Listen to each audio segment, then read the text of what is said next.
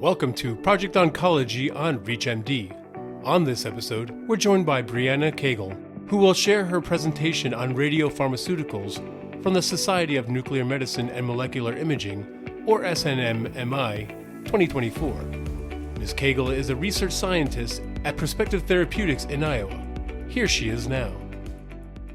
Hi, I'm Brianna Cagle. I've been with the company since January of 2022, so about a year and a half now. I graduated from the University of Iowa with my PhD in pharmaceutical sciences, so there was actually studying something a little bit different where I was looking at the toxicology of pesticides and how they're associated to Parkinson's disease and might affect dopamine metabolism. So it's been really cool to kind of take some of that background and now apply it to my work at Perspective Therapeutics. So yesterday I was honored to be able to present some of my work at Perspective Therapeutics, and I talked about this new compound that the discovery team at Perspective has developed called PSV359, and it's actually targeting a protein called fibroblast activation protein, or FAP, which is a pan-cancer target, so it's expressed in a wide variety of cancers.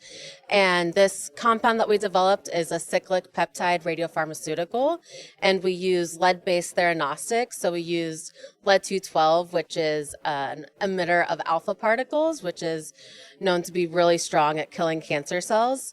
And so then this lead-212 PSV359 we tested in 2 different preclinical models, and we saw really great responses. So we're really excited about this compound, and it was great to be able to present the work yesterday. So these 2 preclinical models that we used, that we tested PSV359 for, one was where the FAP was actually expressed more on the cancer cells. So this was in a fibrosarcoma model. And fibrosarcoma is a disease that hasn't achieved many new drugs recently. So that's really exciting to be able to be developing a compound kind of towards something that has a high unmet medical need like that.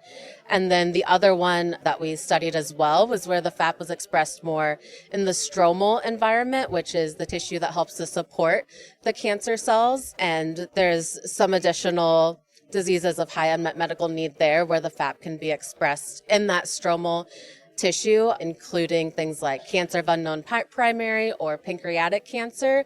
And we saw great responses in both of these types of models. So we think that's really exciting. And we also use an approach of these lead-based theranostics. So lead-203 is used for the imaging and then lead-212 for the therapy. And since it's lead in both cases, it's essentially a chemically identical molecule that we're using for the imaging as well as the therapy. So this makes it really easy for us to be able to see the disease and then treat what we see with this lead-212 therapy. I think overall it's been really good to just learn from the other scientists and to see a wide variety of sessions as well.